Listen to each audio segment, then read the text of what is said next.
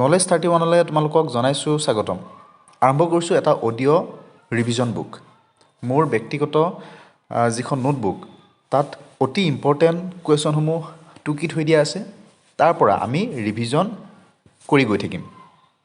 তোমালোকে মাত্ৰ শুনি গৈ থাকিবা আৰু পৰীক্ষাৰ সময়লৈ এটা কুইক ৰিভিজন হ'ব, মনত ৰখাৰ সহায় হ'ব।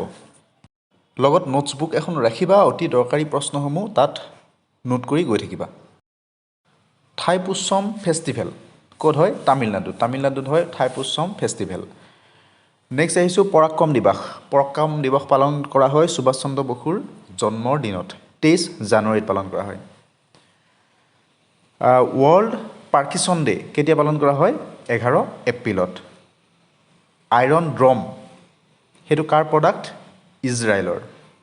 আহিব পাৰে, যুদ্ধ বিগ্ৰহ হৈ আছে ইজৰাইলৰ লগত। তাৰপিছত আহিছোঁ জুম্মা মছজিদ। জাম্মা মছজিদ কোনে বনাইছিল? শ্বাহজাহানে। ক'ত আছে? দিল্লীত। টম অফ শ্বেৰশ্বাহ ক'ত আছে?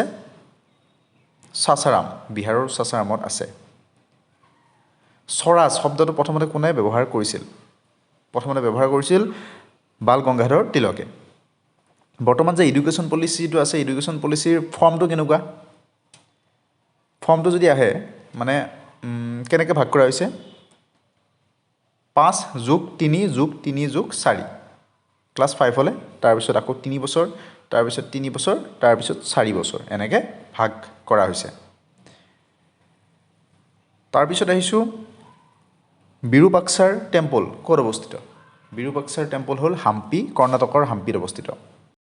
এছিয়ান গেমৰ 800 মিটাৰত ফাৰ্ষ্ট গ'ল্ড কোনে পাইছিল? কমলজিৎ সিন্ধু।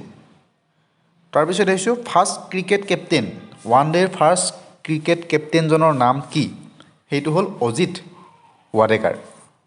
যদি ভিডিঅ'টো শ্ল' হৈছে তেনেহ'লে ফাষ্ট কৰি ল'বা, যদি ফাষ্ট বুলি ভাবা তেনেহ'লে শ্ল' কৰি ল'ব পাৰা। তাৰপিছত আহিছোঁ অলিম্পিকৰ ফাৰ্ষ্ট মেডেল কোনে পাইছিল? কে.ডি. যাদৱে।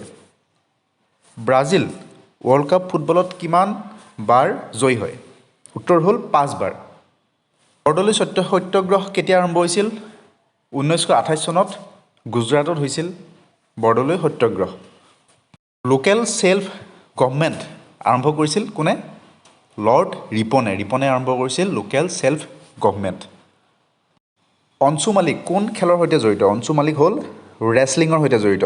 খেলৰ সৈতে জড়িত বিভিন্ন প্ৰশ্ন আহে। কোন স্পৰ্টছ পাৰ্চন কোন খেলৰ লগত জড়িত, এইটো খুব দৰকাৰী। UNO ইউনাইটেড নেশ্যন অৰ্গেনাইজেশ্যনৰ লেংগুৱেজ কেইটা ভাষা আছে? 6টা আছে। সেই ইউনাইটেড নেশ্যন অৰ্গেনাইজেশ্যনৰ জেনেৰেল এছেম্বলি বহে 2 বছৰৰ মূৰত। তাৰপিছত আহিছোঁ কোভেক্সিন, আমি যে লৈছিলোঁ কোভেক্সিন, সেয়া কোনে নিৰ্মাণ কৰিছিল? ভাৰত বায়'টেকে নিৰ্মাণ কৰিছিল। অসমক বংগৰ পৰা পৃথক কৰা হয় 1874ত। মনত ৰাখিব, 1874ত অসমক বংগৰ পৰা পৃথক কৰা হয়। আহোমৰ ৰাজধানী যোৰহাটলৈ কোনে নিয়ে? পুৰনন্দ বুঢ়াগোহাঁয়ে লৈ যায়। তাৰপিছত খাছপুৰৰ বিষয়ে। খাছপুৰ কিহৰ কেপিটেল? কোন বংশৰ বা কোন ডাইনেষ্টিৰ কেপিটেল? কাছাৰীসকলৰ কেপিটেল হ'ল খাছপুৰ। মনত থাকিব। আহোমৰ মুদ্ৰাত সংস্কৃত ভাষাটো কেতিয়া ব্যৱহাৰ হৈছিল? প্ৰথমতে ৰুদ্ৰ সিংহৰ দিনত। মনত থাকিব। দানবীৰ বুলি কাক কোৱা হয়? ৰাধাকান্ত হেণ্ডিকক কোৱা হয় দানবীৰ বুলি। সুপ্ৰিম কোৰ্টত প্ৰথম অসমীয়া জাষ্টিছ কোন? সেইজন হ'ল পাৰ্বতী কুমাৰ গোস্বামী। বড়ো সাহিত্য সভা কেতিয়া আৰম্ভ হৈছিল? 1952 চনত আৰম্ভ হৈছিল বড়ো সাহিত্য সভা। ৰামধেনু মেগাজিনখনৰ প্ৰথম এডিটৰ কোন আছিল? ইন্দ্ৰকমল বেজবৰুৱা। এনেকৈ মনত ৰাখিম, ৰামধেনু ইন্দ্ৰধেনু এনেকৈ মনত ৰাখিম।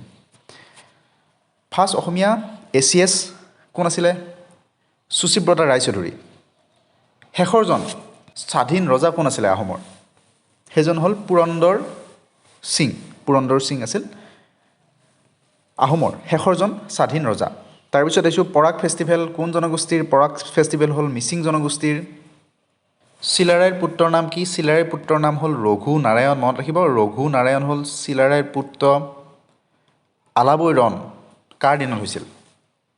চক্ৰধৰ সিঙৰ দিনত হৈছিল আলাবৈ ৰণ ইংলিছ পৰিব্ৰাজক ৰাল্ফ ফিটছ কেতিয়া আহিছিল অৰ্থাৎ কাৰ দিনত আহিছিল নৰনাৰায়ণৰ দিনত আহিছিল কোচ ৰজা নৰনাৰায়ণৰ দিনত আহিছিল ৰাল্ফ ফিটছ মনত থাকিব ডিমাপুৰ কোন নদীৰ পাৰত অৱস্থিত কোৱা ডিমাপুৰ হ'ল ধনশিৰি নদীৰ পাৰত অৱস্থিত এনেকৈ আমি কুইক ৰিভিজন কৰি গৈ থাকিম অতি দৰকাৰী জিকেৰ প্ৰশ্নসমূহৰ গতিকে এইটো হ'ল প্ৰথম ভিডিঅ' আমি এনেকৈ গৈ থাকিম দৰকাৰী প্ৰশ্নসমূহ আলোচনা কৰিম গতিকে নলেজ 31 এই চেনেলটো তোমালোকে ছাবস্ক্ৰাইব কৰি থৈ দিয়া অতি দৰকাৰী ভিডিঅ'সমূহ পাই থাকিবলৈ